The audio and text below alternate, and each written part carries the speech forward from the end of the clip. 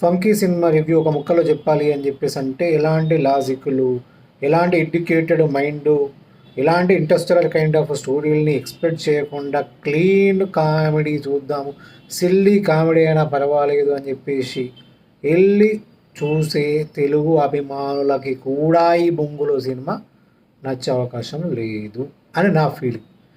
అనిల్ రావిపూడి కానీ, అనుదీప్ కానీ మామూలుగా పోను వీళ్ళు ఏమనుకుంటున్నారని చెప్పేసి అంటే కామెడీ అని చెప్పేసి ఎంత సిల్లీ, ఎంత అసలు స్టాండర్డ్ తగ్గించేస్తారా మీరు. ఒకప్పుడు ఇలాంటి సినిమాలు చూసేవాళ్ళం మరి ఆ చిన్నప్పుడు.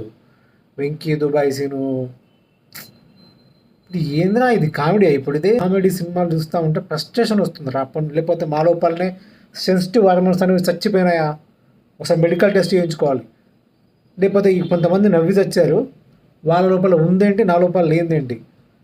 ఒకవేళ హాస్య గ్రంథులు అనేవి ఎక్కడ డిటెక్ట్ అవుతాయో తెలుసుకొని టెస్ట్ చేయించుకొని అసలు మనం కామెడీ సినిమాలో పనికి వస్తామా రామా, లేకపోతే మనం డిప్రెషన్ మోడ్లోకి వెళ్ళిపోయి జరిగిపోయామా పూర్తిగా అనేది చిన్న డౌట్ ఉంది. నాకైతే భోంగిపోయి నచ్చలేదు, నవ్వు రాలేదు, నచ్చలేదు, నవ్వు రాలేదు.